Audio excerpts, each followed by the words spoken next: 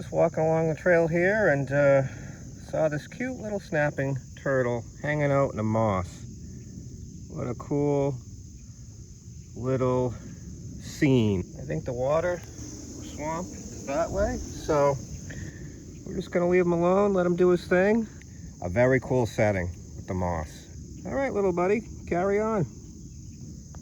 So along with this 97 Chevy S10 that my neighbor gave for me for free for whatever crazy reason that I can't figure out still, he's asked me to try and sell some other stuff for him. He had a bunch of stuff, and we did sell some of it already. I was amazed how much it was worth, but it was some flood recovery commercial equipment, and I guess there's a high demand for it. But he also has this. This is a 2004 Chevy G30 Express cutaway van with a 12-foot box, aluminum, and it's been sitting since, let's see here, sitting since 2019, and it failed. All I know about it, he bought it off a lumber yard. He used it for storage for all those years, and he said his wife has had enough. This happy wife, happy life sort of stuff. He's got to get rid of it, and can you help me sell it? So I said, sure, no problem. We got, see that? The hornet that just went in there? I don't know if I got that on camera or not. What's going on with this is no brakes, so we got a blown brake line or lines. Sorry about the wind, I apologize, it is what it is. Runs on spray. I can hear the fuel pump running the tank, but unfortunately the fuel lines are completely rotted out. I think that's it. I don't know about the transmissions, obviously untested. It is a Chevy GM 6-liter LS LQ4, I think is the code for, what year is this thing? 04? 04. And the truck only has 52,000 miles on it. As you know, the LS is now the standard for cheap horsepower. You want to build an engine, everyone builds an LS. LS swap this, LS swap that, LS swap everything. So I thought for sure this would sell real fast because of the low mileage 6-liter LS engine. But unfortunately, and as I figured out, no one wants to pay for a tow. And so longer story shorter, and he's just like, well, I'm fed up with it. I want it out of here. Call the salvage yard. So I did that yesterday.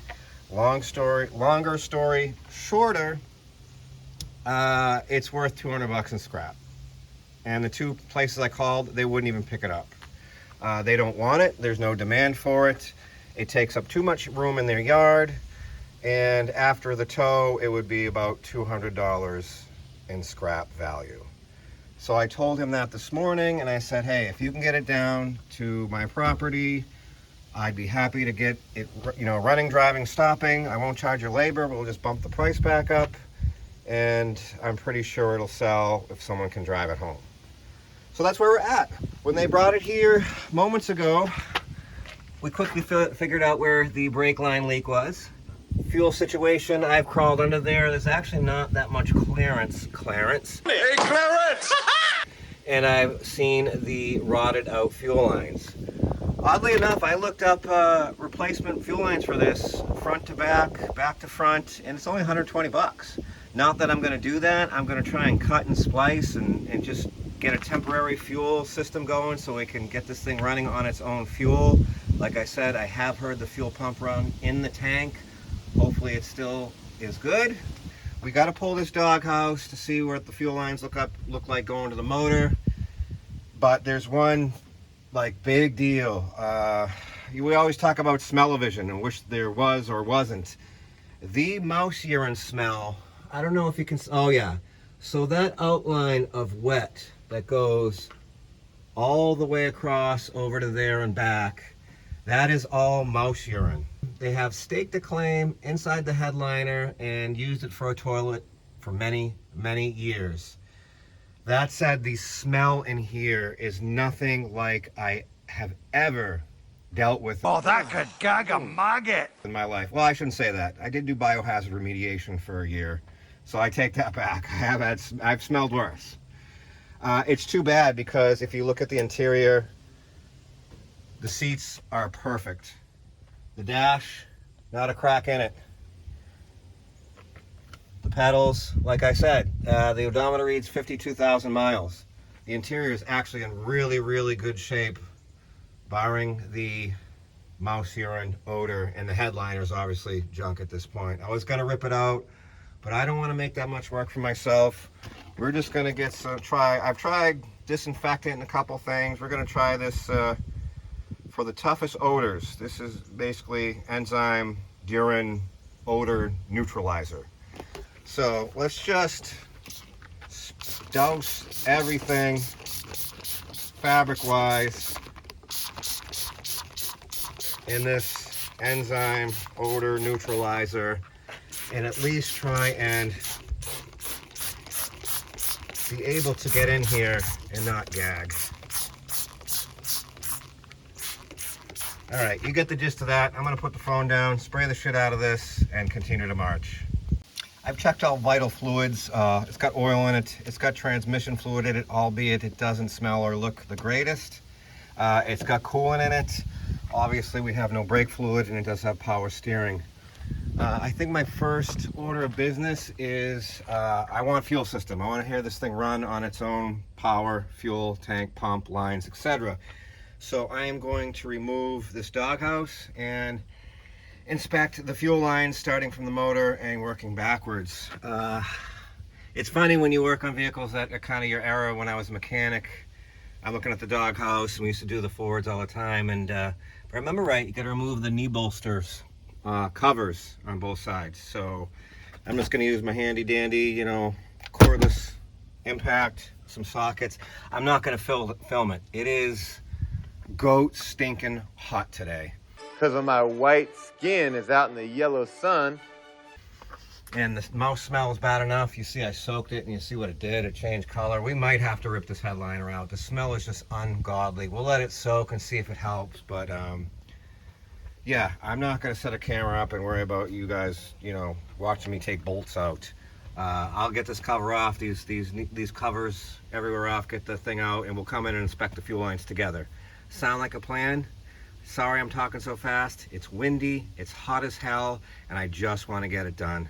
So I just want to get you in here and show you what I'm seeing. I got the covers off, and the smell in here is just, the stuff did nothing. I'm dying. It's hot, humid. The humidity is not helping, but this is what I'm seeing as I pull the cover off.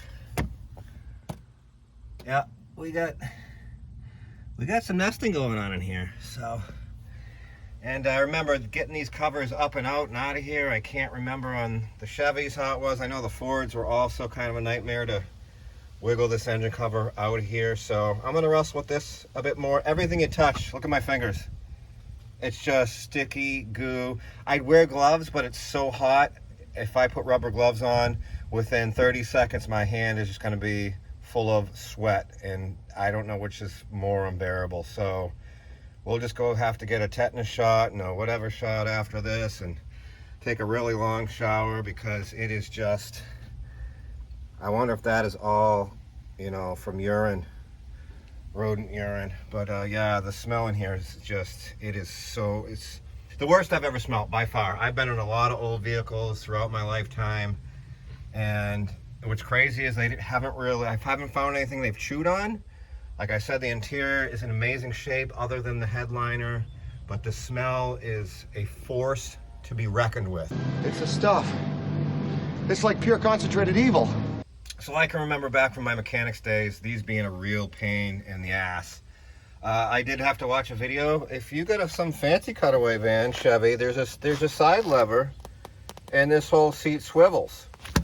Well, I don't have that. And from what I see and from what I remember, you got to remove the seat to get that doghouse all the way out. I did have to remove the cup holders and stuff. It's just 4 bolts on the inside. There's a vent thing that does vent things. I'll bring it back in when something happens. So I just grabbed a bag, trash bag, and some gloves. Got most of the poor stuff, and now I'm just going to take the shop vac and try and get the rest. And hopefully they haven't chewed everything.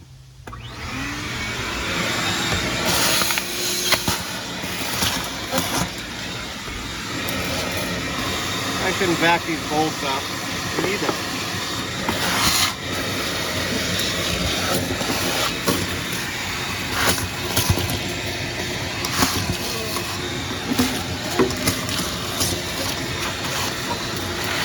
All right, you get the idea. Now that you've seen what I'm doing, I'm gonna go clean this and then we'll bring it back in. So this engine was just jam-packed full of critter condos. Oh look, see that? Focus. Peanut. Hey monkey, you want a peanut? That is a peanut. There's a number there. 317. Does that mean anything to you Chevy guys? I don't know.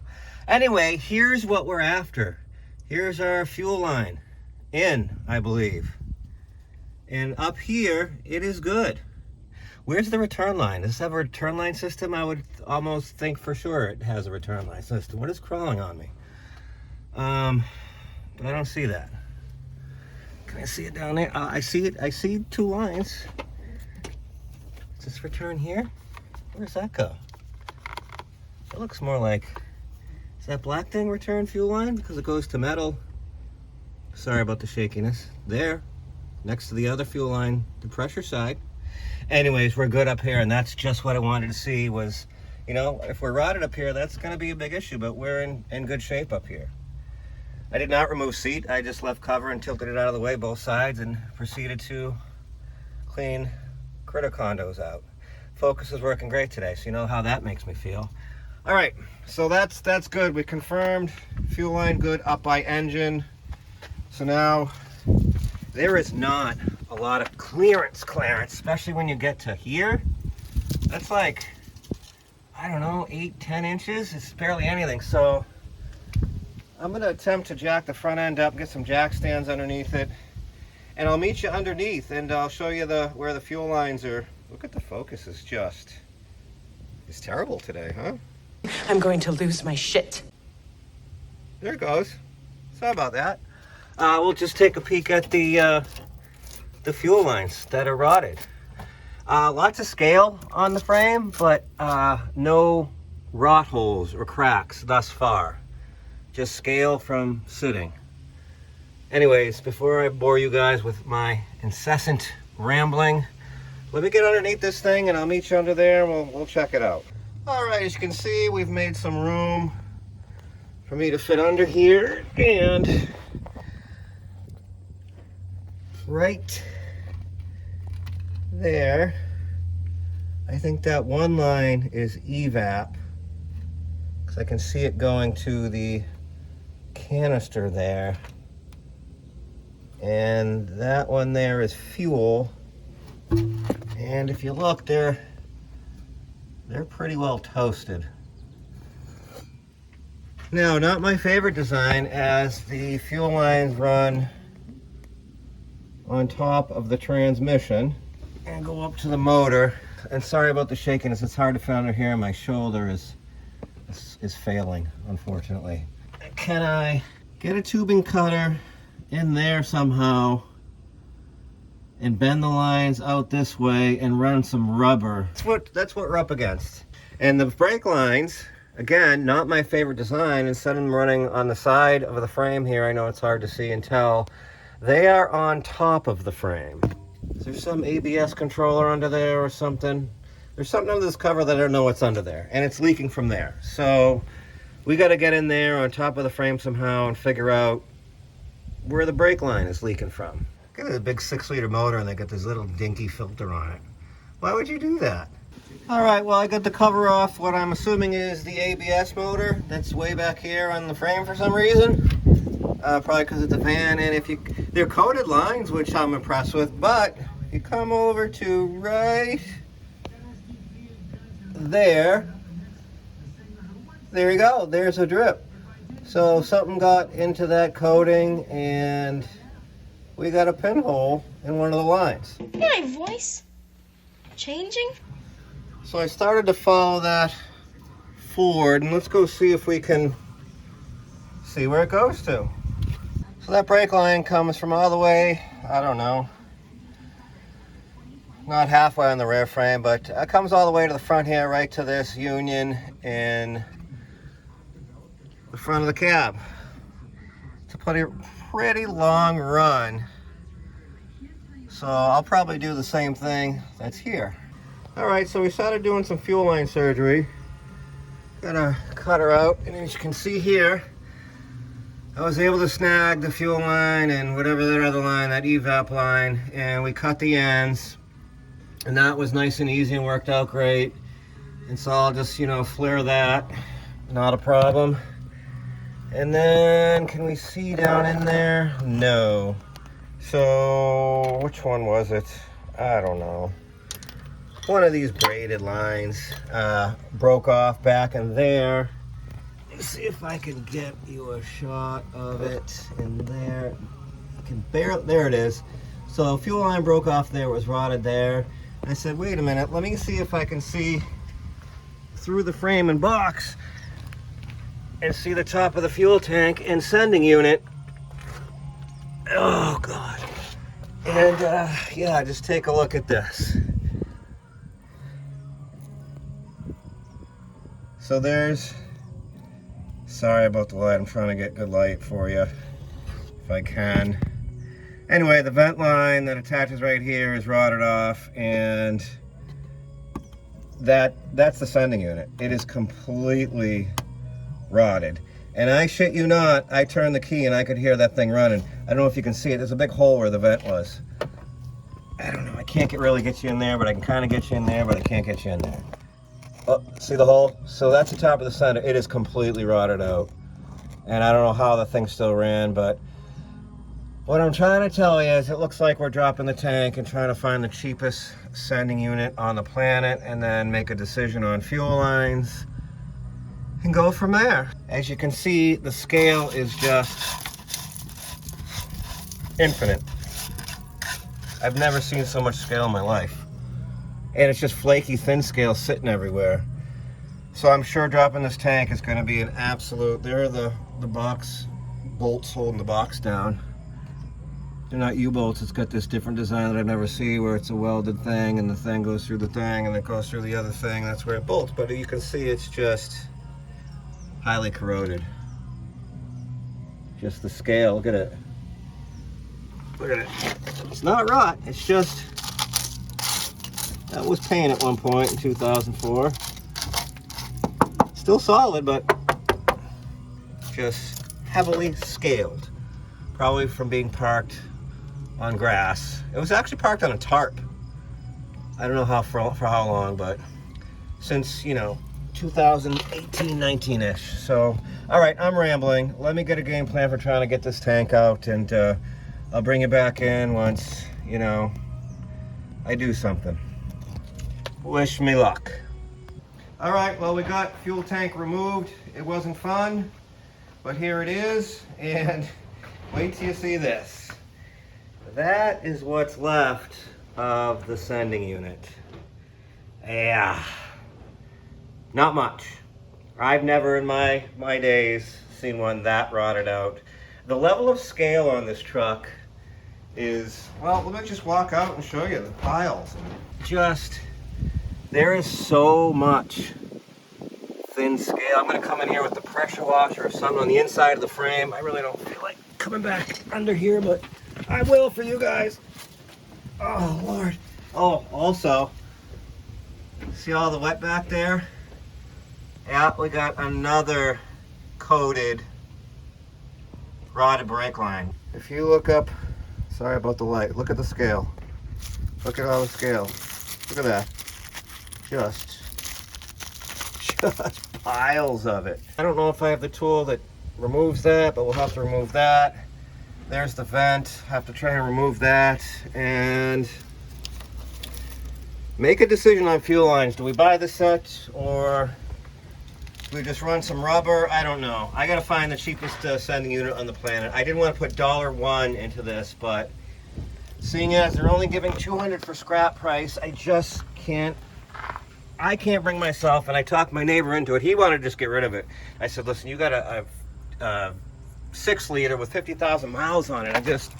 I hate to see this thing go to scrap. So I'm willing to put a little time, effort, a couple bucks into it to see this thing live on. If it's just drives out of here and someone uses the drivetrain out of it, so be it. Oh, there's something else that I wanted to show you that I thought was real interesting. Let's dive back onto the truck for the 103rd time. And where do I need to be? Further up. All right. Over here, I wanted to show you. Yeah, over here. Look at the... So here's your torque converter cover. And look up, see if I can get you in there. See how it's separated there? So the corrosion, aluminum corrosion has, see the crack there? See how it's cracked? The corrosion actually has expanded the cover and actually cracked it. If I can see right in here, it's cracked. So I thought that was pretty interesting, but yeah. Let me source a sanding unit and we'll get all that cleaned up and go from there. All right, well that was a hard fought battle. At least 20 minutes with the old hammer and screwdriver pounding away. That thing was on there, soaked it in PB. You can see I sliced through there, sliced through there. I think I sliced through all of them with the screwdriver / chisel. Yep, almost through there. But when I got it to start moving, I actually moved over to this notch, and that's what did it. And I let it soak overnight. So we need a lock ring for sure. Here's our pump. Absolutely just done. The float still moves, amazingly. Now I can match it up. This was sitting at the bottom of the tank. Not sure what that does. Let's see if I can show you the bottom of the tank here. Get some light on the subject. Quite a bit of rust fell in there. I'll have to clean that out. Not the end of the world. That is some a tiny bit of old fuel sitting in the bottom there. And the smell is, you know the smell. We let that enzyme soak overnight, and I can tell you it made zero difference. The smell in here with the humidity is just, it's still a 10. It's still awful.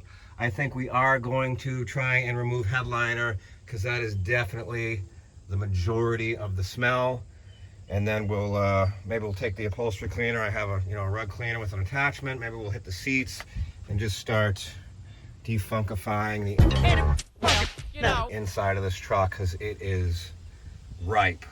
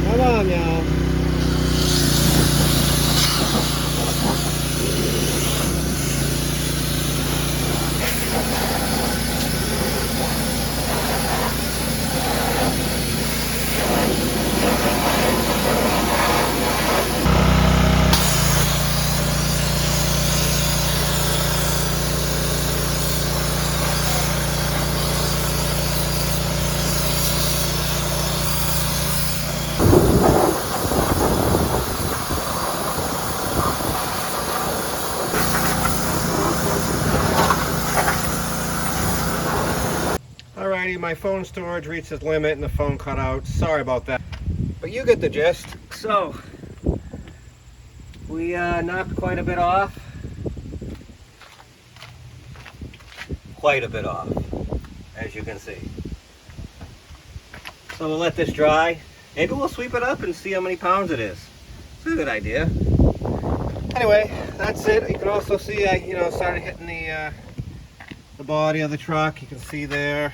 It does clean up. I'm not going to do it until we know this thing runs and drives and stops. So there's that. Started doing the front of the thing here. The paint just keeps blowing off of it, but a little section there, a little section there. So yeah, we'll do the body in the box if this thing actually moves under its own power. Next, I'm gonna get this tank cleaned out and then we'll go from there. So there was a bit of fuel in there and I don't know that I can get you in there to see. Probably not. Don't want to drop the flashlight in there. Ooh, ooh, maybe close-ish.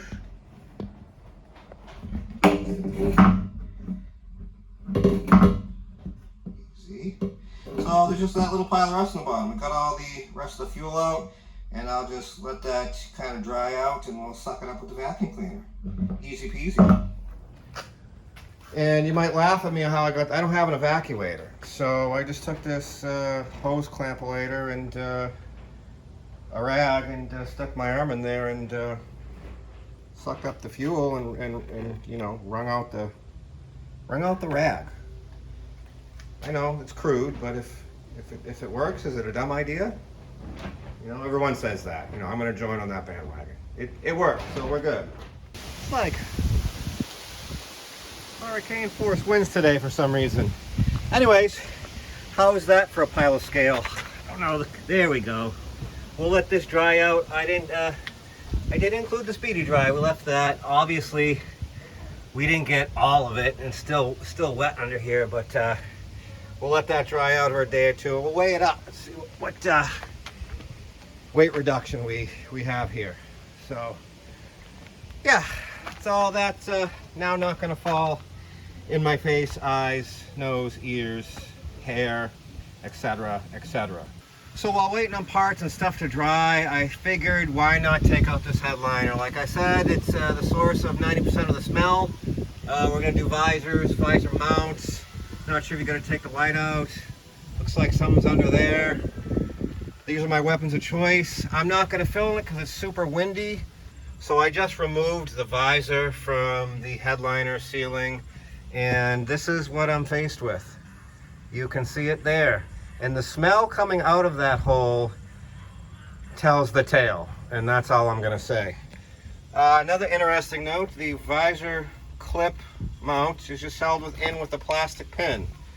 Doesn't get any cheesier than that.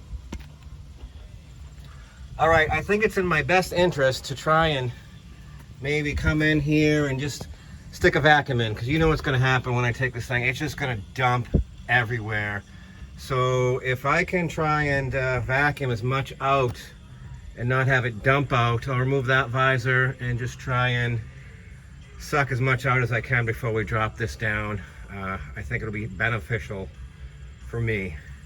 So you can see my method, just throw that over there. We got a automatic reducer, and I thought I could just sneak that up above the headliner and start sucking away, but let me see if I can get you in here. I really don't want to go back in here, but let me just see if I can just... How's that? How's that for the grossest shit you've ever seen? So that's what I'm faced with, and that's definitely the source of our smell. So,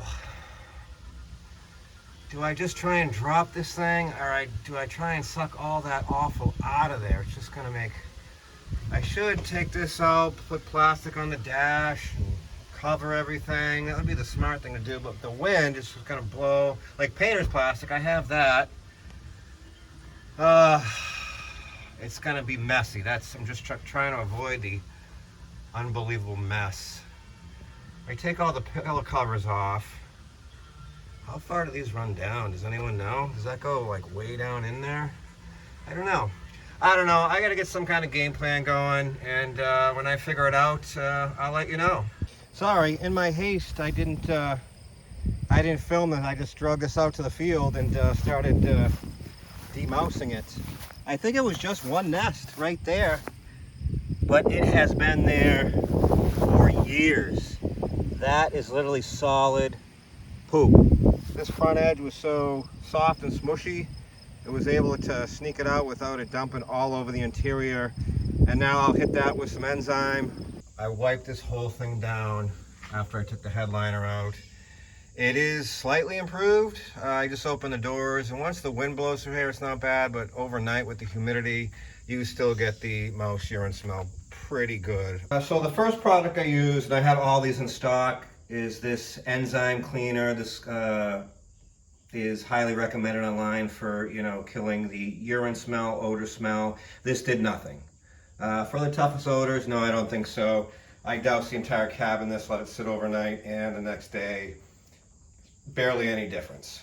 The next I tried that was on the list was bleach, so I had this multi-purpose cleaner with bleach, sprayed the entire cab with that, and I didn't care if it bleached out the fabric, the seats, dash. I doused it everywhere. A little bit difference, you got the bleach smell, cleans and deodorizes. I would say not so much. Now I don't know what's under the dash or under the door cards, but the majority was definitely in that headliner. So the best so far that came up the list, and I had it in stock, was this Odo band that I bought at Home Depot probably a year ago. I've used it here and there. I think it's an ammonia-based cleaner. It has a good scent to it. Mixed it with some water. Here's active ingredients there. Dimethyl ammonium chloride. So there you go. That has definitely worked the best so far. Doused the entire cab in this, let it sit overnight. Doused it again yesterday, wiped it the entire cab down with this, and the smell, it's the first time the smell's improved. The other thing I did yesterday was cut out the bad sections of brake line. So this was by the front near the frame rail. Just had that pinhole where moisture got in that under, you know, that coated line and popped there. I was able to remove that. I just grinder on one end and actually hacksaw. I'd use a hacksaw by hand because I couldn't get in where the ABS motor was to actually get in there and cut.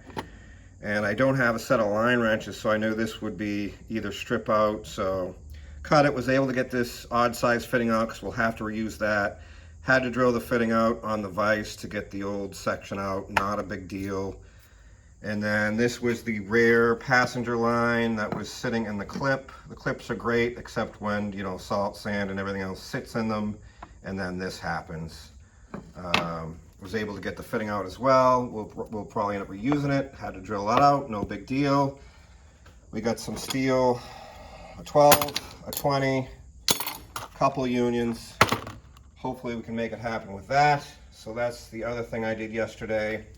Good news, all parts showed up yesterday as well. We got a new lock ring, fuel lines, which I believe are correct, fuel pump, which I believe is correct. The only issue with the fuel lines is this set gets you, the cheapest I could find was $130 actually on eBay. They're correct, but it only gets you up to about halfway on the frame. There's a line called a fuel feed line, and it's another line, and I'm sure it's different than other lines based on wheelbase. So I'm sure that's why they didn't run these lines all the way to the tank, because you have different wheelbase options. The problem with that, I don't have that. The old one's rotted. Here's a section of it here. So there it is coming off your pump, flex line to metal, and that is your fuel feed line, which would then in turn hook into here. We don't have that because one, there's no wheelbase tag, I didn't measure it, and more importantly, they wanted close to $70 for this one fuel feed line, which it was nothing. And a lot of the ones I saw were done in this nylon plastic with these clips. Well, if you remember from my Dodge video, if you haven't seen it, please go watch it. I greatly appreciate it. You see what I did there, shameless plug. I don't know if they're the right size. I have these leftover fuel line clips from the Dodge, and I also have some of this, I think it's nylon, correct me if I'm wrong. I have some of this fuel line in stock. So what I'm hoping to do is make my own fuel feed line. All I need to do is clip onto here, clip onto the pump here, but I just don't know if those lines clip on with this amount of length here. I don't remember, I'm not sure, I'm hoping, but that's the plan. All right, the pumps do appear very similar and correct, even though we can't completely compare it, but the vent line existing looks that big. That looks correct. Plugs are definitely correct with correct pins. The float level sensor is a little bit different design, but that's no matter. It just It's mic proof. It just clips down in there. Oops, just clips down in there like that, and off you go. I was trying to find my picture, but I'm pretty sure the pump, that's the front of the tank, and the plugs face that way. I did notice that what's left of the tab here is in a slightly different place on here. We'll see if that matters. All right, so right away we have basically one issue. As you can see here, you see the top of the pump and you see the bottom, and you can see it's offset. The top is offset to the left of my left. You see the original one, it's straight on top of it. Now the plugs are the same. Everything seems similar but different.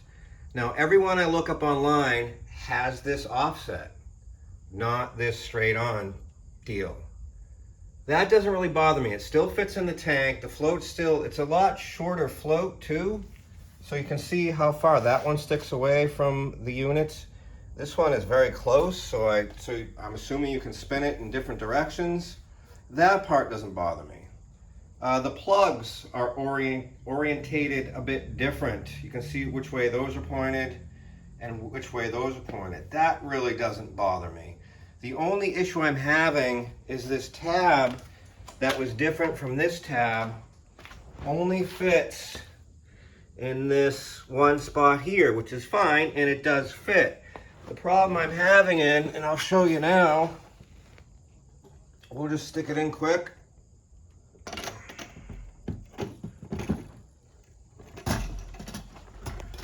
By the hose here. Like, I think everything in the bottom of the tank is fine, even though it's offset. But when we push this down, sorry, my camera work sucks. Push that down to the spot where it needs to be, look where our fuel line ends up. There's our vent, no problem at all, but there's our fuel line.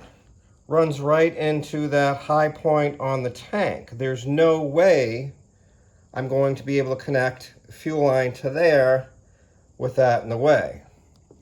But everyone I look up online has the same design. So I don't know what I'm missing at this point. Part of me just wants to bend that line up, but once I do that, you know, it's going to be tough to return. So if you've run into this issue, let me know. I'm going to figure out a way to resolve it. But this is our first blip in the radar, or what, I don't know what I'm trying to say. I'm trying to think of a good analogy and I can't, as I'm just dripping sweat. Par for the course, you always play the parts game. Back to research, which I love, and when something happens, I'll bring you back in. So after much research, we're just making this pump work. I've given up. I've researched like 45 minutes looking at 3 different style pumps. If I go back a year, it only has one plug. If I go to a 2500, that's different. I'm 99% sure we have a 3500. I'm 100% sure we got a 2004. I'm 100% sure we got a 6-liter, 33-gallon tank, 139 wheelbase. They all look like this. They all have the offset. So as you can see, I just kind of move that line ever so gingerly. This plastic fitting does fit on there. I have 2 of those. Not sure that I have enough line. You cannot buy line by the foot at O'Reilly's. I think I got this kit on Amazon for very cheap, so I might have to buy that again. So there's that. So that is installed. Lock ring was correct. It was a Dorman. It was like 17 bucks. So at least that one's 100%. So I had to remove the fuel line up by the engine, and I have this fuel line quick disconnect kit, and I think it was this one fits great, but it doesn't do the trick. You can feel it engage the 4 fingers inside that line. If you don't know what I'm talking about, it's this over here. Focus. That one's all messed up with some broken line in it. But anyway, there's like 4 little fingers or prongs that attach itself to that line. They're kind of spring-loaded, so to speak. And this sleeve fits over the line and just pushes those out, so you can disconnect the fuel line. These 2 would not work. Me being cheap, I even tried to wrap electrical tape around that to make it thicker, to spread the prongs further. Still would not work, so my cheap ass had to run to O'Reilly's and get the GM disconnect tool, and you can see the wall of that is much thicker than the wall of that. So, God willing, I can now remove the one fuel line, and then we'll get to installing this part of the fuel lines. Here we go. So our correct tool did work, although we did have to engage the right shoulder pan. It did take some effort to pull that out of there. We have, I don't know if you can see it, there's a plug attached to right there. I get that off. Undo these lines and continue to march. So those are the rest of the old lines removed-ish. So we talked about that feed line that we didn't have and didn't want to pay $70 for. This is what I came up with. You're going to cringe a little bit, as I already have. So as we talked about, we had this nylon fuel line. That does fit on the pump. And we have our line there, which is not long enough. I didn't have enough. But what I did have was a viable piece coming off the engine. So this is what I did. I took that piece, kind of unraveled it and bent it to where it's going to fit off our new line. So this part will actually be correct from factory. And then this will run along the frame rail. And you can see what I did here. Here's kind of the cringy part. I took the nylon line, and if you ever work with this nylon stuff, it's a pain. I don't have the tool. There's a kit you can buy that it puts it all together. But we just heated it with the heat gun, very little. If you do too much, it'll fold over like a limp noodle. Who that piece of biscuit remind you of? Oh, But you see we're on there a good inch. And I was able to use, focus, 2 clamps on that. Now I know it's not right, but it's on there. I don't think it's gonna go anywhere. And then we have our rest of the line. So that'll plug into pump. That'll plug into new fuel lines, and just let's see if it works. It cost me nothing. We had all this in stock. I didn't want to spend $70 on a feed line. And if it works, it won't be a dumb idea. It's not the smartest idea, I'll give you that much. But yeah, let's get this installed, and then we'll get our tank up somewhat in place, plug it in, and throw some, we won't do the straps, we'll plug everything in and get fuel flowing and see if we have any leaks. How's that for a plan? All right, wish me luck. Okay, this is where we're at. Tank is up. Half-ass homemade fuel line is plugged in. The vent line is considerably longer at this point. The fill line was shorter. I don't know how. I just got it supported by a jack because we got to take it back down. We didn't go out of that trouble putting the straps back up. So we are connected. I do have an extra, that line that we talked about earlier. You can't quite see it in there, but I don't know what it goes to. I don't have that provision for it. I just left it capped. I'm going to assume it's something for evap, but don't know. So here we are. The tank was empty. We're gonna throw, I think this is 4 gallons in here. And keep our fingers crossed. I did turn key on the pump, did do the initial prime and then shut off. I think that's normal, not sure, because I don't think this is the right pump. Obviously they're not the right pump for this vehicle, but so we have, and I couldn't really find another option. So let me get some fuel in this, and then we're gonna head in there, turn the key, fingers crossed it does something. Started out by dumping a bunch on the ground. That's par for the course. All right, let's see what happens here. Still smells like mouse in here, so that's good after I spent hours, but it's definitely better. We're getting there.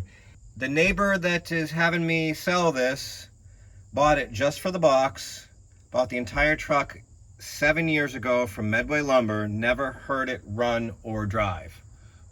So it's at least a minimum of 7 years that this thing has ran, at least. So without further ado, let's turn the key, see if we can hear the pump. Hard to hear, but I just heard it. And here goes nothing.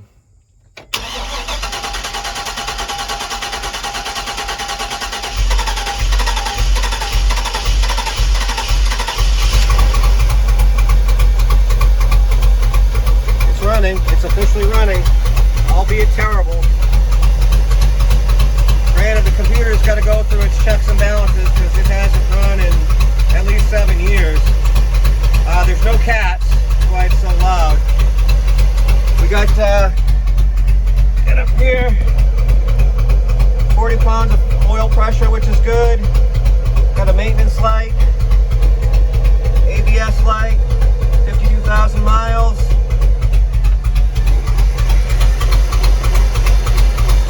That sound good. See if we got any leaks. They're running on one cylinder. No fuel leak there. No fuel leaks thus far.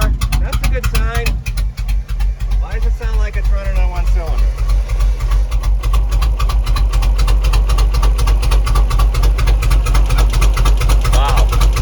It is not happy. Throttle down, it does nothing and proceeds to stall. But it officially ran. All right, let's see if it starts again. It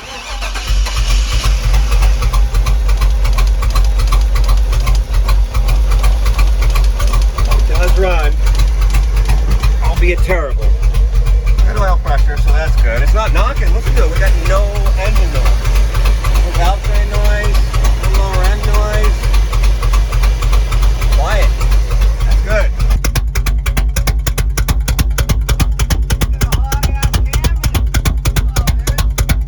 A special camshaft and valve lifters. Precisely.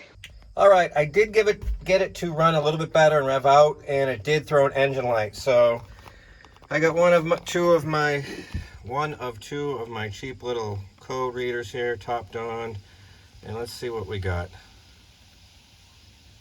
See if it communicates with this old pig. Come on. Verify key. Yeah, we have that. We're connected. Uh-oh. It's about to downpour. Come on.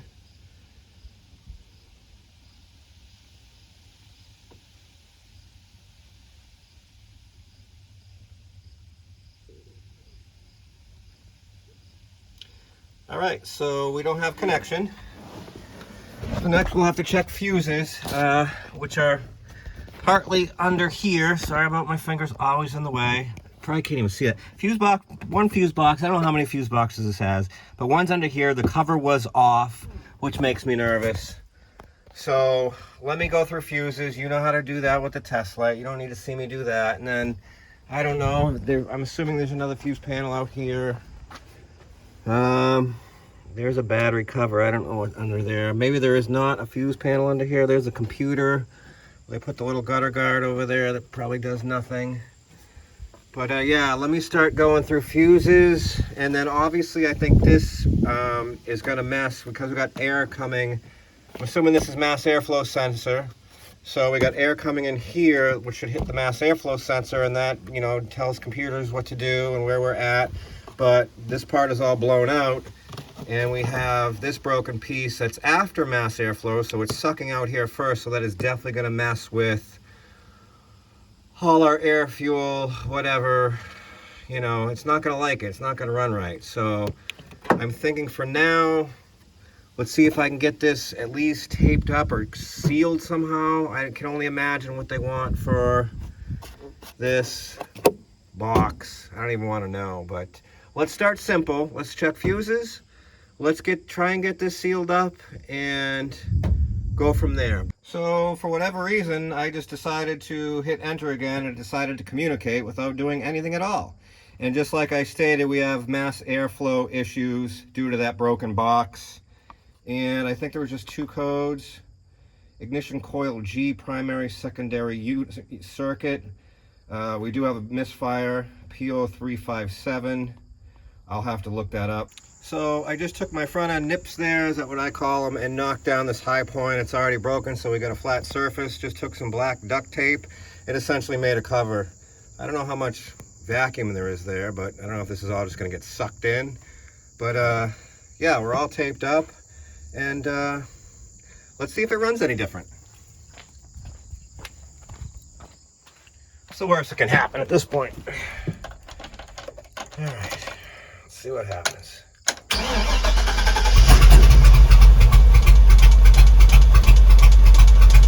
About the same. Oh, it's starting to pick up. Here we go. So that was quite a miss. We'll have to look that other code up. Try and give it some throttle.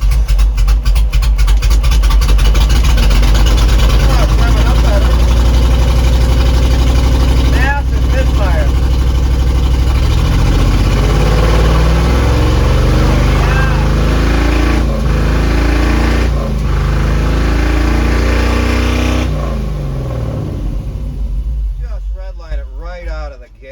Oh, it almost started to idle. The check engine light was flashing. Sorry I didn't show it, but yeah, we just have a massive misfire. And it smells richer than Elon Musk. Any fuel leaks yet? Nothing. Smells like fire. So that's good. All right, so we need to look up that code and find out primary, secondary ignition coil, and find out why we have such a massive misfire. This didn't suck in, so that's good. All right, let me get to researching that code, and so we have, you know, a lead. Instead of just going in cold, we have a lead to follow by looking up that code. You know what I mean? I'm trying to word it all witty and not, I'm coming up with nothing, so. It's hot, I'm tired, and yeah. All right, well, I just looked up P0357, and it's a number 7 ignition coil, which is odd to me because back in my day, everything was 301 to 308, and then P300 was random multiple misfire. So everything was 301, cylinder 1, 302, and so on and so forth. I've never heard of it being 35. So that's new to me. Not sure why. And this is 2004 is my era of mechanic. But more interestingly enough, I looked at number 7 coil, which was right here, and for whatever reason, it was unplugged. So we are now going to go in and plug this back in and erase codes and start it and see how it runs.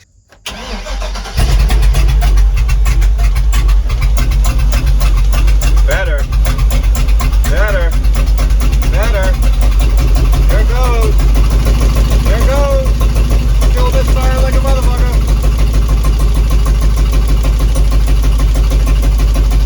Oh, there it goes. It's gonna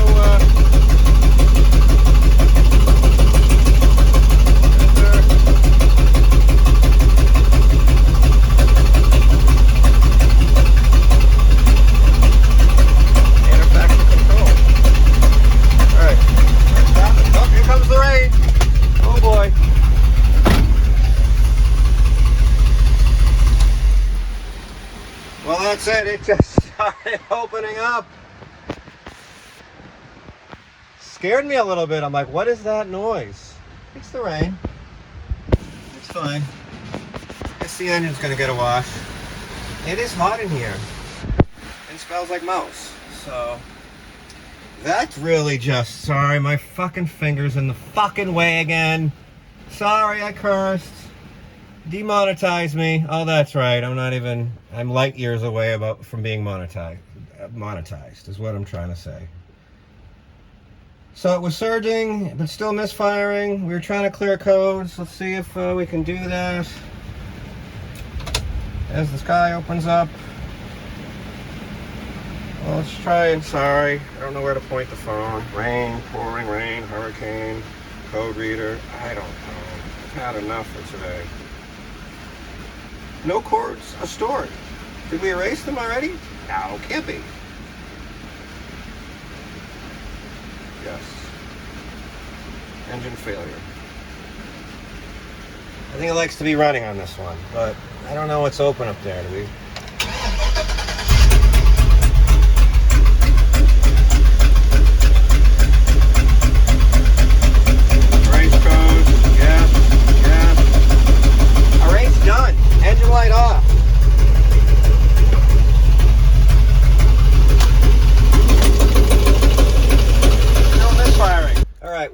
made improvements. It's still misfiring. So we'll have to go through all these coils. I haven't even pulled the plug, so we should probably look at that too. But as it's pouring out and it's late for me, I think we're gonna call it a day. But after 7 years minimum, it lives. And there's no knocking, there's no valve train noise. I mean, it's a 6-liter Chevy. Not that I'm a massive Chevy fan, but the LS is a pretty stout platform. All right, well, we got our half-assed fuel system all buttoned back up, and I mean literally half-assed. Half the fuel lines are right. Fuel pump is wrong. If you know why it's wrong and what the correct one is, please let me know. One thing I'd like to ask of you folks is the vent line. I shortened that, and when it dropped, fuel came out of it. Now, did I inadvertently get fuel in the vent line when I filled it? I don't know. When I pulled the cap off that extra vent line that you can barely see there in the distance, I just threw a what is it called? One of those caps, vacuum caps on there. There was no fuel out of that. There was nothing wet on top of the pump, but I just don't know why there was fuel in the vent line. Let me know if that's normal or not normal. I just don't know any better. We did go ahead and tighten our bolt up here and secured the fuel line everywhere. Next, I went ahead and checked all fuses there.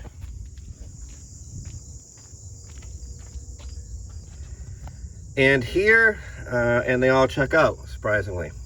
I like how GM decided to put the computer right under where the rain pours in. They put this stupid little plastic gutter, essentially, so you don't fry the computer.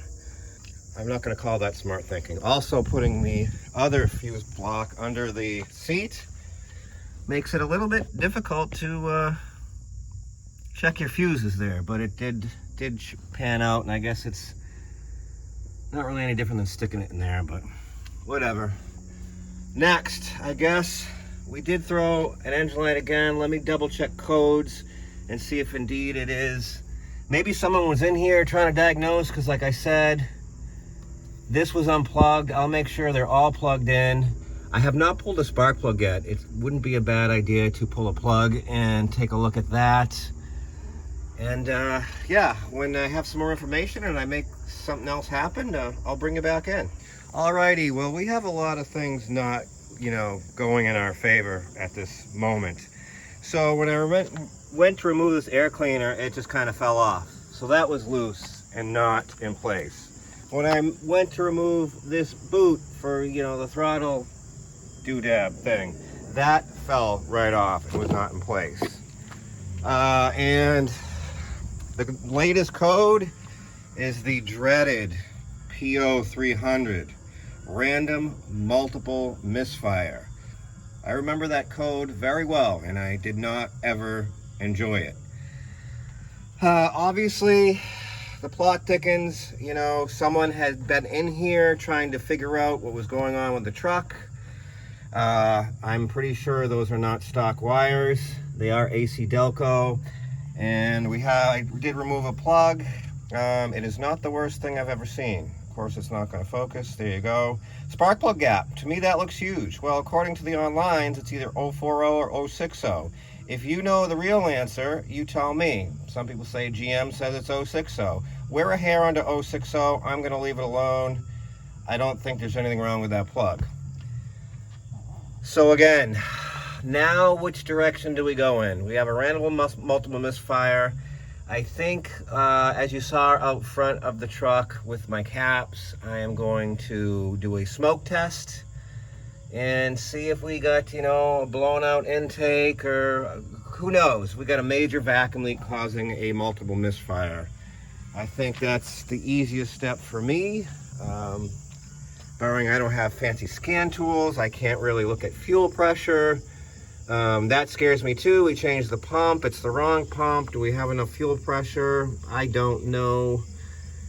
But we're going to go into that little port right there, and we're going to smoke this thing up and see what happens. When I know, you'll know. I also wanted to show the throttle plate is exceptionally clean, but again, this truck only has 52,000 miles on it, so it's very interesting what happened in 50,000 miles. All right, well, we decided to put the smoke machine back here, cap that off, because the green thing has a Schrader valve that I forgot to remember because it's been like 10 years. So we're gonna go in there, and we got our cheapy thing heating up here, power's on, we'll just put air to it, and away we go.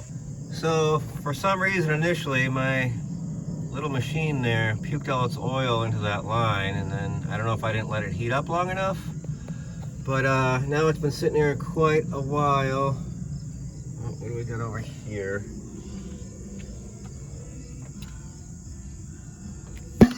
Oh, there we go, we got pressure. Did I get that on camera? That was pretty good.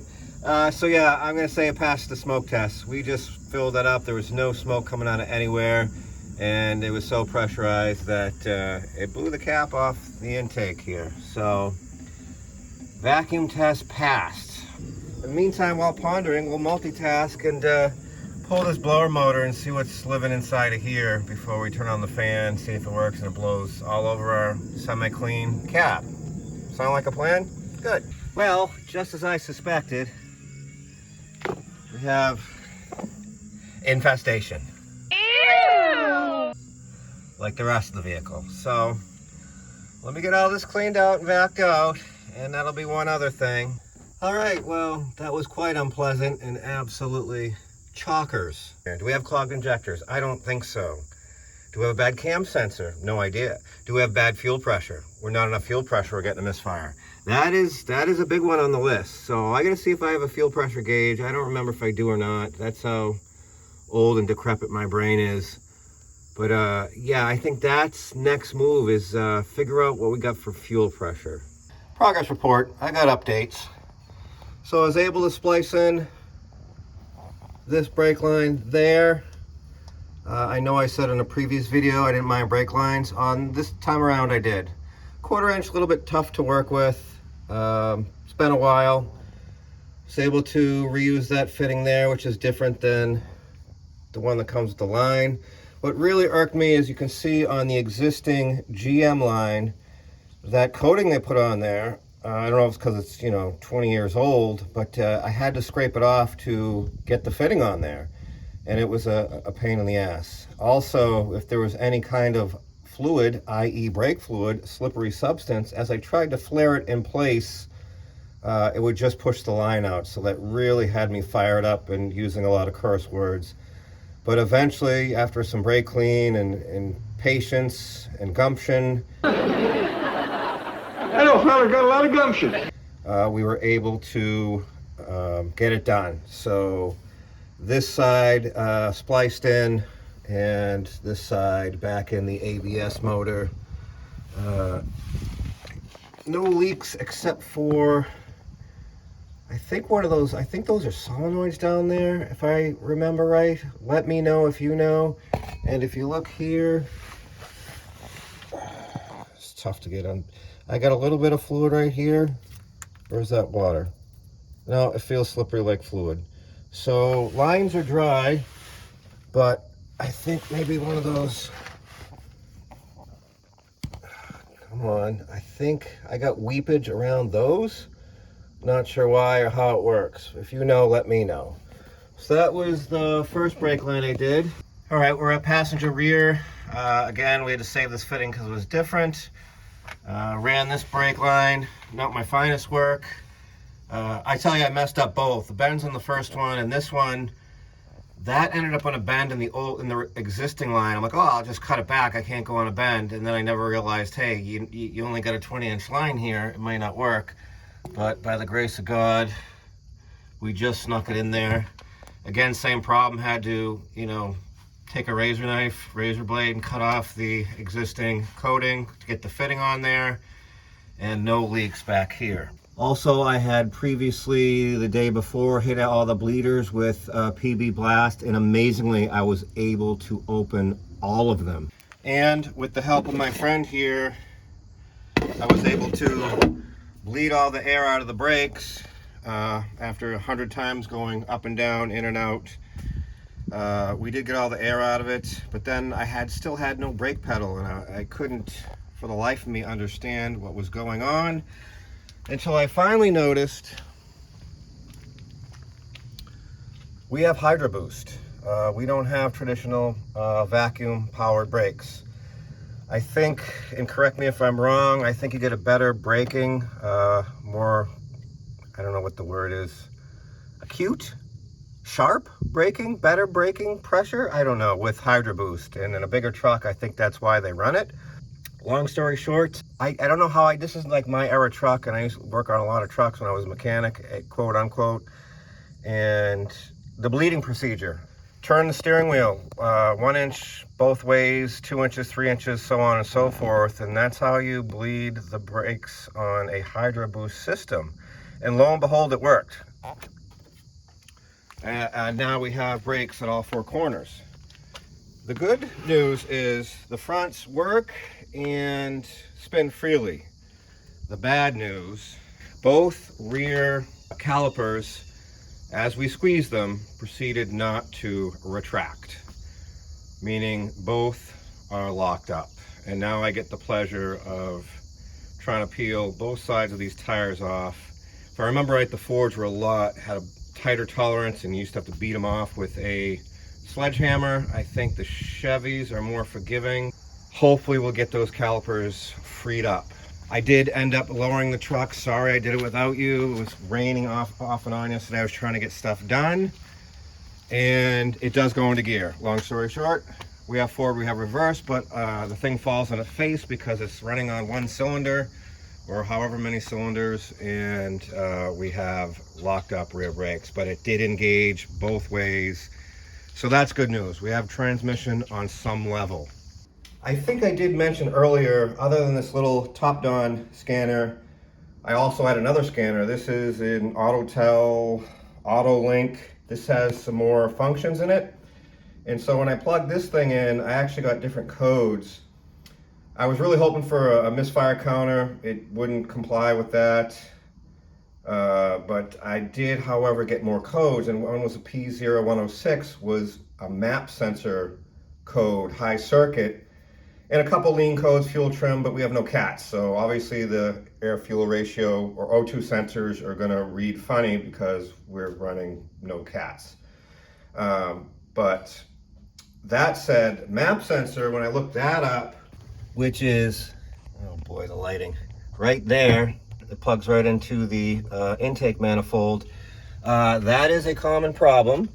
It could result in both our issues, rough idle, misfire, and P0300 code.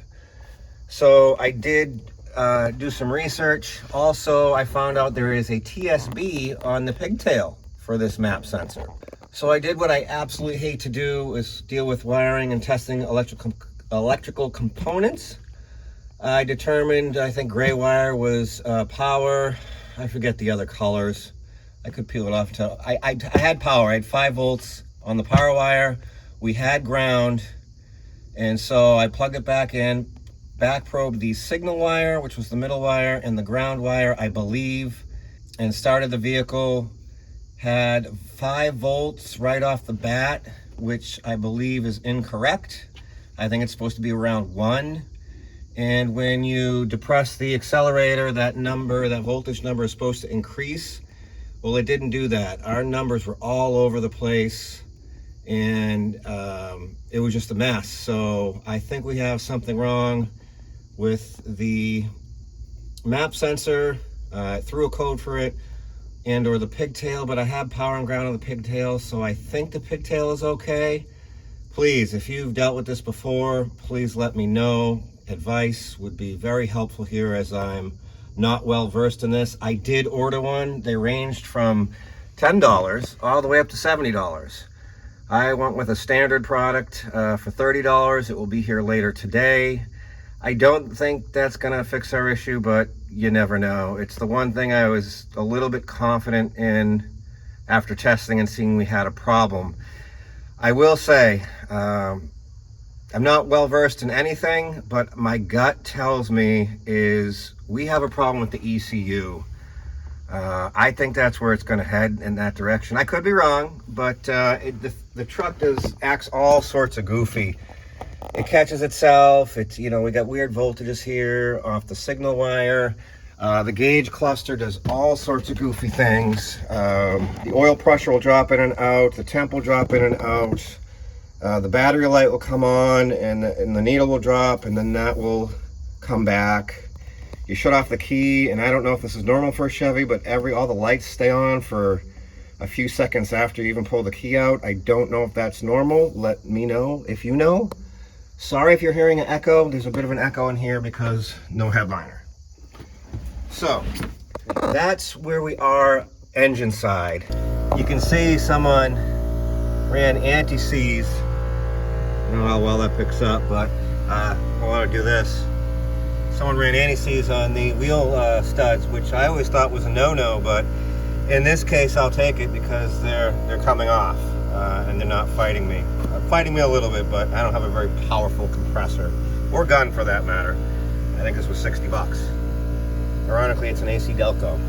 I did have to use the breaker bar and hunk of pipe that I've had since I was a teenager. Don't ask me how it survived all these years and followed me around, but two of the ones I did have to remove with the old breaker bar. I am breathing a sigh of relief because the rims came right off, no issue. And I guess these ones go be friend. If you know what that means, let me know, because it's not a word I've ever seen. And it's written on both of them. First I thought it said behind, like the rear, but this one clearly says be friend. No idea. If you know, let me know. All right. So as previously stated, yeah, trying with all my might, my little arm, it is locked up tight. So let's see if we can break these bolts free, break this caliper free, and get it to loosen up. Wish me luck. So amazingly, the caliper bolts came right out, but the problem I'm having is I believe the caliper pistons are very frozen. I tried to crack the bleeder, and what I do is I just jam a screwdriver in there. Some calipers you can do this, some you can't. And I just try to work the caliper over, which will compress the pistons. And by opening the bleeder, it usually makes it easier, but no dice on that. So I just took some PB Blast and I'm just spraying it everywhere. I don't want to destroy the pistons. I want to try and save this caliper if at all possible, because I don't want to put any more money into this thing. So I'm just slowly kind of working it back and forth with the hammer and the screwdriver. And the top's free. It's the bottom that's really froze on there. So we're just gonna, have some patience, try not to destroy anything, and when I get this removed, I'll bring you back in. So I did exactly what I said I didn't want to do, and that is hurt the caliper pistons. Not that I know if this caliper is saleable, because they are extremely frozen. If memory serves me right, there's some square cut O-rings inside of there, and that's what causes your frozen caliper issues. Correct me if I'm wrong. But yeah, pads, I think someone did brakes right before they parked this for whatever reason, because we got a new caliper up front that I believe I mentioned, and pads look practically new back here. So yeah, again, the plot thickens. Why was this thing parked in the first place with 52,000 miles? New brakes, at least one new caliper. I think both fronts might be new, but I'm not positive on that. And left to, rot. This is my preferred method of compressing caliper pistons, whatever these duckbill or vice grip things are called, and using existing pad. They would not compress. So then what I did is took everything off and just went and pumped the brake pedal to try and push the pistons out.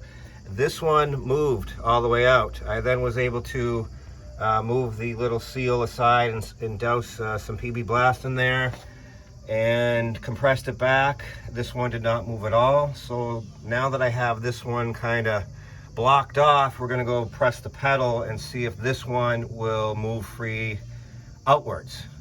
I'll set you up and give you a little taste. How's that? All right, I'm gonna go pump the pedal. You let me know if that other caliper piston moves outwards.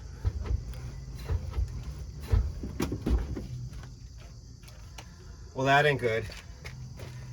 I don't see any movement. Yikes. We might be out on this one. Let me go hit it hard. Let's hit him hard. Damn. Oh, I heard something pop. I heard something pop. Did it pop? Oh yeah, look at there. I heard a pop. You heard a pop too. We got it unfrozen. That's fantastic.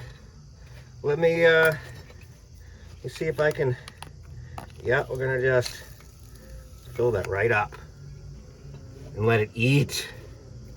Oh, that's fantastic. I heard a pop and got all excited. All right, well, there you go. I am now going to compress and probably push back out and compress a few times and see if we can't get these half-destroyed pistons moving the way they should. All right, so after pushing those in and out quite a few times and lubing the shit out of them, I think we're good. I think we got them moving freely to where they're gonna do the thing. So now what we're gonna do is take our brake grease, hit all our contact points, and put this side back together. Oh, we're also gonna take the whiz wheel and sort of deglaze the brake pads that we just kind of beat the fuck out of. So yeah, let me do that, get this back together, and we'll go from there. Oh, we still got to grease our slides. I haven't even checked our slides. Are they sliding? Oh, yeah. Beautiful. Also worth mentioning, this is not a top hat style rotor. This is an awful press-in style, I believe, remove axle, because it is a 3500 and heavy duty rear end. These are not the most fun you'll ever have. Wheel nuts torqued to 140 foot-pounds according to the internet. Passenger side, I did a little landscaping to gain better access to everything. That's much better. Should have done that days ago. I am going to promote this device here. Not a sponsor, wish it was, but this was gifted to me probably, let's see, what day is it? What's the year? 24? Probably like 2018-ish. So 6 years. And this, I think I was gifted the pruner here and then a chainsaw. I still have both, still original batteries, but this thing in particular, I have so many hours on. I've cut trails with this. I used to live on 3 acres, and this thing has endless hours on it with the original batteries, and I've done nothing to it.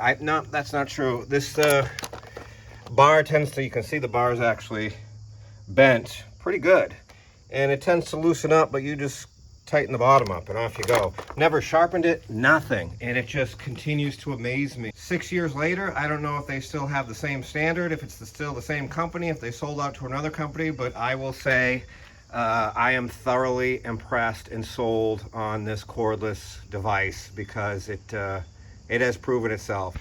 We got this thing jacked up. I'm gonna break for lunch because, quite frankly, I'm tired, and I suspect that this side is gonna be just as bad as the other one.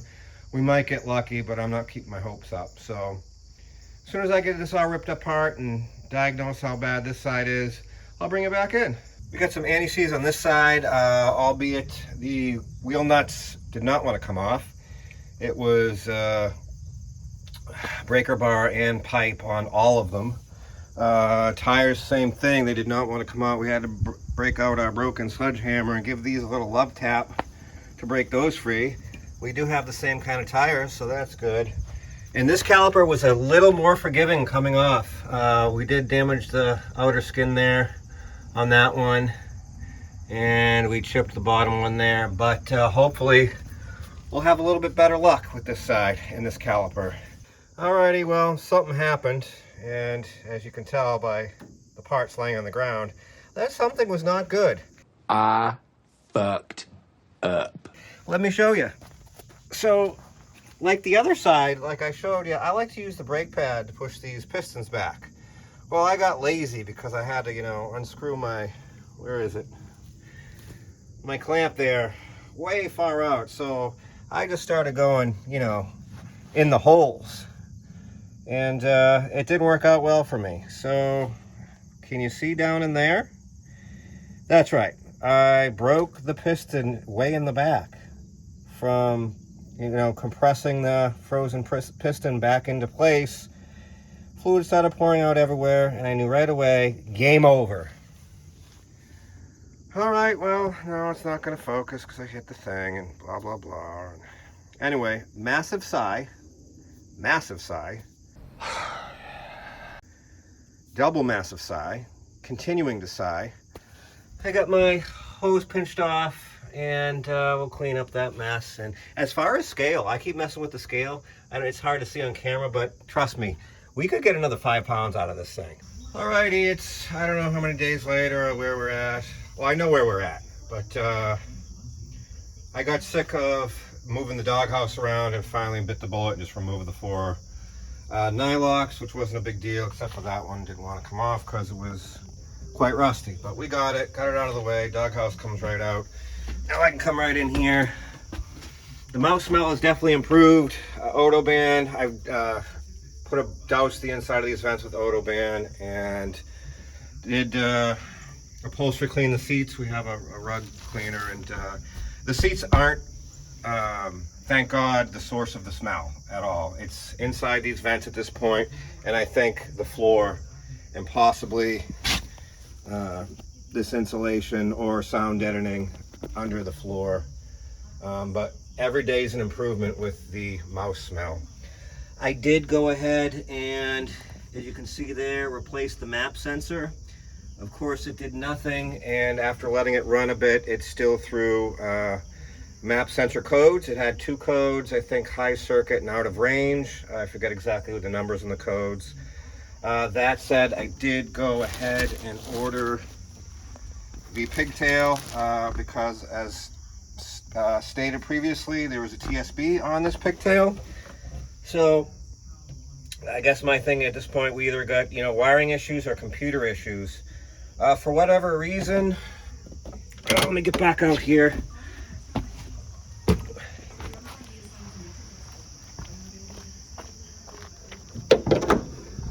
Yesterday, I did go ahead, remove this, and I undid the computer. You can see it down in there. Removed it and actually took it apart. What I mean by taking it apart, I took the 2 plugs out to check for corrosion, burnt, water intrusion, and I did pull the cover off. And the first circuit board, it looked immaculate. Everything looked great. Not to say there's not a problem with it, but I just wanted to check and make sure there was nothing obvious. I did not go beyond the first circuit board as I got scared.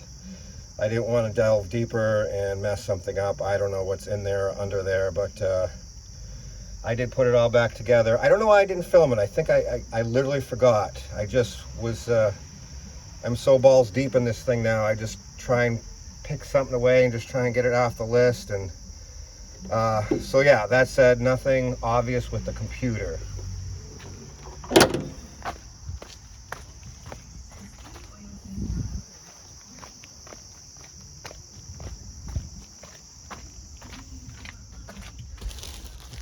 So yeah, I'm going to go ahead and splice this in. I don't think you need to see me cut and butt connect, you know, a plug. It's obvious it comes with the butt connectors, so obviously they're saying butt connectors is fine. I was going to do the brass with the solder and the heat shrink tubes, but if they're saying these are okay, I'm running these. I guess my only advice was stagger these so you don't end up with 3 butt connectors in a row and it never fits back in the loom. I'm a neat and tidy kind of guy. I want to get this back in the loom if possible. So stagger your connections so you don't end up with a big ball of butt connectors together. Alrighty, this is what we came up with. The wires are not color coded, but you just, you know, you just follow the, it's mic proof. So I could have staggered these ones a bit better, but they'll be fine inside this big loom. Let me get this tape back up and we'll go from there. Oh, also, I don't know if I mentioned this already. Spark. I tried to use the old school spark tester, but it doesn't fit a coil on plug type situation. So I just used some pliers and pulled the boot off while running, and it's definitely sparking because it went through my sole. I just got electrocuted! It's not a coil issue, I don't think. Is it a timing issue? Are we just not sparking at the right time? I don't know. I'm not well versed enough, but we definitely have spark going on, which is a good thing. Do we have a fuel pressure issue? I don't know. I don't have a gauge. I probably should get one, but you know, I'm the opposite of rich. So let's see what this does. Do I have high hopes for it? No, but we were still throwing codes, so we have to address the TSB and at least do this part of it. It was 30 bucks. I got a middle of the road sensor, and it was a crazy $30 for this GM AC Delco pigtail. All right, enough yakking. Let me button this up and then we'll turn the key. Alrighty, this is what I came up with. Done and done. Now I know you real mechanics are probably screaming at me. We should have tested signal from, you know, this plug and this harness to our computer. And I agree with you, but wiring is just not my thing. I don't have the patience for it. And when I saw the TSB for the pigtail, I guess for $30, I know it's really not the right way to do things, but it's the way I did it. So you can scream at me in the comments. I deserve it.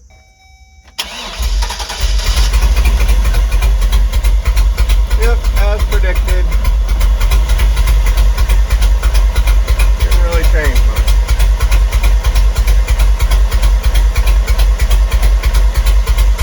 I actually do have a fuel pressure gauge, but unfortunately it's for early stuff and doesn't have the correct Schrader valve fitting to make it happen. I don't even know why I have this or why I bought this or what I was testing fuel pressure on. The 50-year-old brain is just not doing me any favors at this point in time. In my ongoing battle for the mouse smell, which I thought I was winning, and then we'd find other sources. Long story short, I got to give credit where credit is due on this one. As far as dash disassembly thus far, this is incredibly easy and mic proof. So I started with the A-pillar covers, and I didn't show it, but if you look down in there, there was all sorts of mouse feces, urine. That was definitely a source of the smell. Same with this side, and then it all ran down and sat in that, what I'm assuming is the dash structural bracket. And then I decided, well, let's just pull the dash quick. And the face is just clipped in and a bunch of plugs, and it comes right off. But what's even nicer that I've never had to deal with, and we used to do heater cores at the garage, and they were an absolute nightmare. If you've never done one on that era car, the whole dash has got to come out, and usually this dash would bolt in from the firewall, and it was just a nightmare. But Chevy, this is just literally, this dash cover is literally clipped in.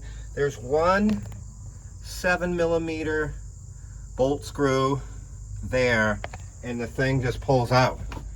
And are you ready? There, hopefully, is my last source of awfulness. You can see they made a home under here, and there's just feces everywhere. And this is where I thought it was coming from, and this is why I said, okay, let's just go ahead and see how hard it is for this dash to come apart. And there it is, and I'm so glad I did it. So let me get all this vacked out and cleaned up and sprayed with that Autoban. And this is a major step in odor eradication, and I'm pretty stoked about it. As far as our truck, we haven't engine runnability. We still haven't done fuel pressure yet. That's next. I did get some backstory on this thing, which was interesting. I asked why a 50,000-mile truck was parked. He bought it from a lumberyard here in town. Supposedly the guy owed the lumberyard a bunch of money. They confiscated his truck, got him to sign the title over to him, and it sat for years. I don't know what they did with it. It just sat. Someone came into the yard and stole the catalytic converters off of it. They weren't cut out because we had major mechanical failure. Someone simply stole them, which is great news. So again, I don't know. It seems to me with the issue and the plug wires at 50,000 miles and all the airbox being loose and the throttle plate that's squeaky clean, like someone, I feel like this was an existing issue, but it doesn't make sense because this was confiscated while it was running and driving. The guy drove it to the lumberyard, they took his truck, and off they went. So the plot thickens, and it's still sort of a mystery, but we're making progress. As soon as I get a fuel pressure gauge, we'll get in here and see what fuel pressure is. I think I said earlier, my gut is ECM or wiring. So I saved up my pennies and I ordered this $30 fuel pressure gauge. Went online, spec should be 55 to 60, plus or minus. So let's see what happens. So on initial prime, it went up to 60 and dropped a little bit. Let's try and start it and see where it's at. We